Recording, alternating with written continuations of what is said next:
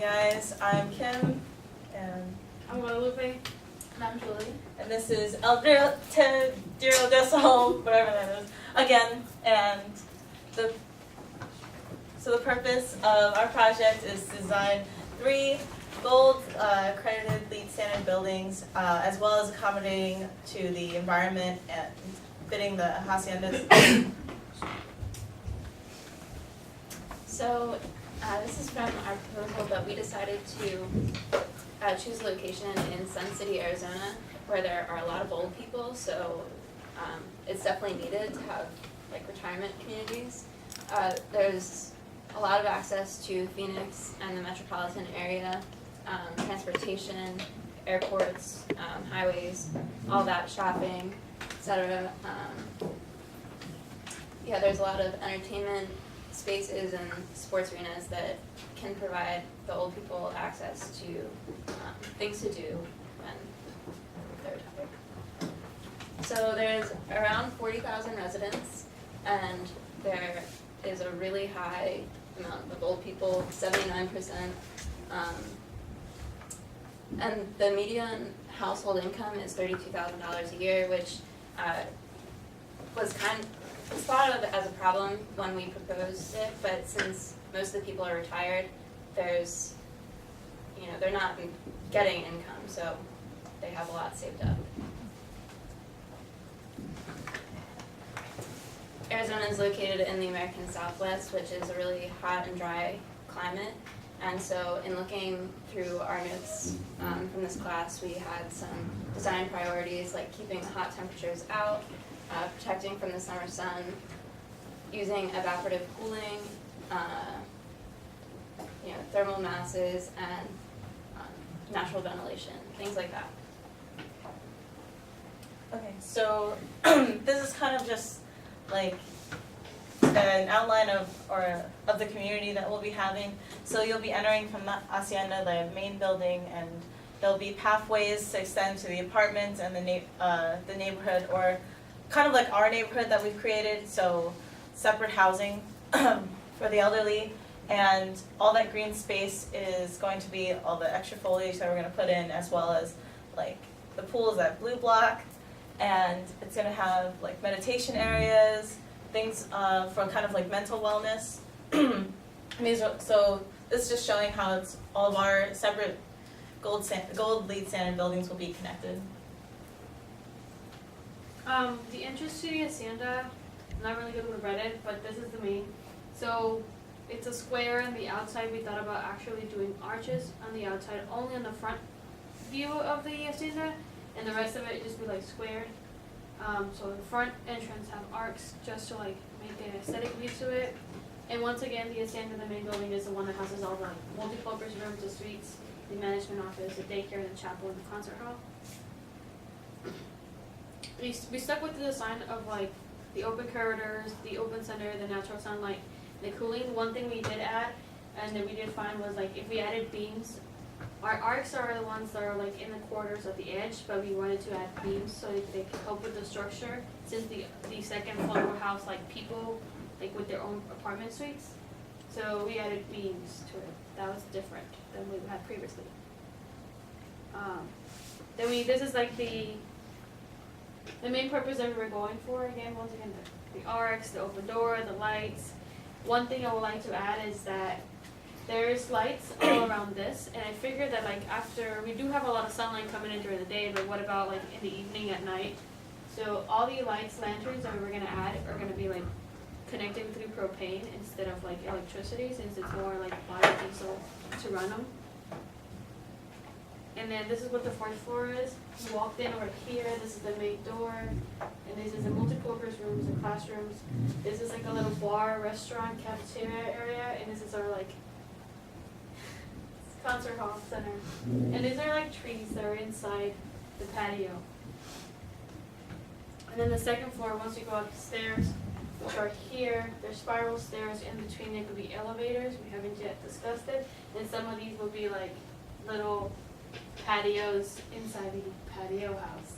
And these are like independent suites that have 1 bedrooms and their own restrooms, so they have space for their own kitchens. They're big enough for them. And this is like what it looks like if you look without the roof down into it. And then once we added the roof, which didn't come out as good as we expected. We were thinking about putting solar panel along the edges, but not the center because there really isn't a roof in the center, it's just open space. And under the elevator, we're thinking about putting like rainwater tanks to save the rainwater when it comes, because there isn't much rain in Arizona, but if you can save the rain that comes and use the water, it can help around people in time sooner. How we were planning on getting the lead points on this specific building is through the use of plants, the open corridors, the adobe that we're gonna use to like put around the whole entire walls of the building, and the slanted roofs that will bring the light inside and provide shade. We were thinking that there's a lot of toilets going into this building, and in like most of our buildings, so we were thinking about using water saving toilets that don't actually use the whole gallon of water, they use half the size. And automatic lighting, like against, we're gonna do the lights that go on at night with the propane, and the rainwater harvesting tanks, and the solar panels located outside, which gave us around like 65 points on their gold standard for this building. And then once again, we're gonna have this being the main center and the entrance, we're gonna have the amenities like the hair salon, the restaurant, the community patios, and the concert hall. Also, by providing these services, a lot of these people won't have to drive their cars off to the city that we're really close to. So we're leading, like, they're not using their cars, we're being green, and we're providing the services on site. So this is kind of probably the main building where most of our residents will be. I kind of have it fitted for around 200-ish residents, like at max. I have, let's see, I think most of this, like half the building will have like open walls and open windows to let all the natural lighting in. It's more of a modern building because it just needs to hold so many people. But I tried to incorporate the hacienda theme as well. It kind of it helps with open air circulation. You can't really see it in this picture, but all these openings to the balcony are arches. So the balcony helps with air circulation as well as all the windows. I have solar panels on the top of the roof as well to help with like energy costs and things like that. There's a ramp for people to come in. The whole thing will be wheelchair accessible. So you can go to the next one. So this room is like super spacious and simple because they need to get their wheelchair through. We talked about having each floor kind of accommodate each type of impairment that the elderly will like have. So kind of more like the spry and like young people can be at the top level because they can walk to the stairs, but we'll have elevators for each floor, of course. And these are more like the standard rooms, and the more like handicap accessible ones will be like lower to the ground, just so they don't have to go as far. In our original design, we had 2 medical centers, but we couldn't justify the cost of having 2 medical centers, so we have just one that will be at the bottom floor of the apartments. And we also have, we were also researching, because of the space that we found, so we're renovating one of the older like retirement homes in Sun City, and it's like Ventana Winds. They have a lot of open space around them, so we're thinking about using geothermal heating.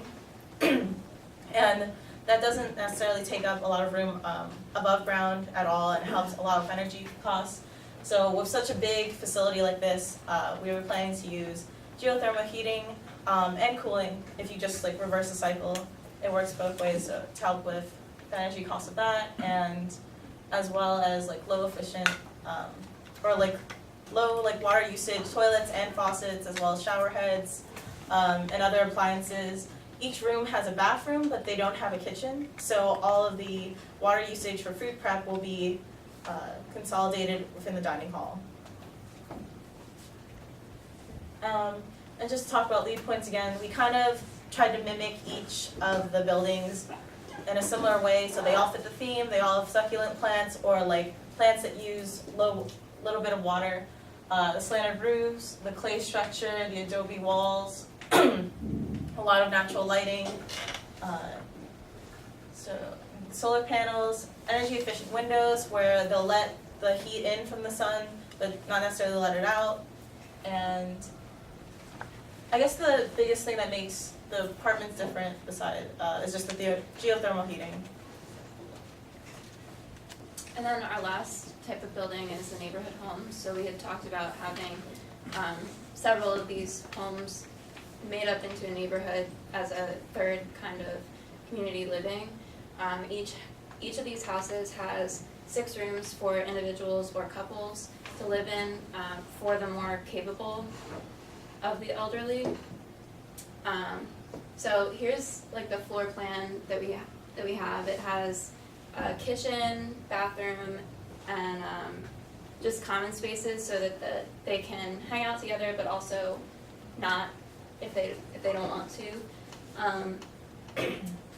For the lead points here, we have performance tests for water and air, locally sourced materials for the adobe and clay roofs, native plants, and the site selection was a big part of this because it's been renovated before, so we're not like impeding upon natural habitats.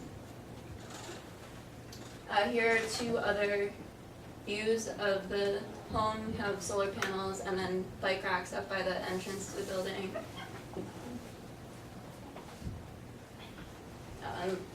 Like I said before, succulent plants, adobe materials, and these are just all the things that get us our lead points. So this building ended up being like around 64, 65.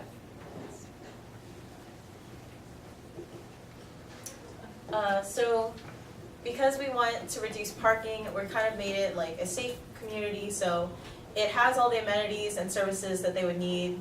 And if they really need to go shopping or see anything else outside of the community that we don't offer, it'll be close by in Phoenix. And but to, of course, like maintain the community of it so that they can imagine themselves like this is their life, they don't necessarily have to leave it. Safety as well as like a guarded community like attest to that.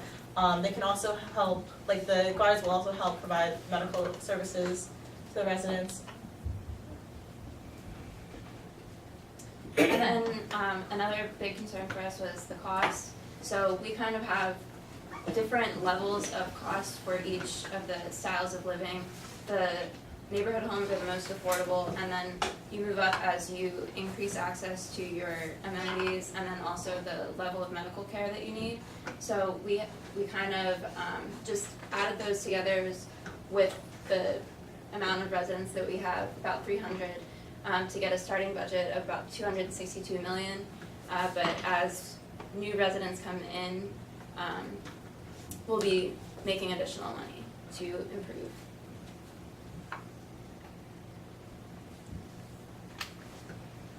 Questions?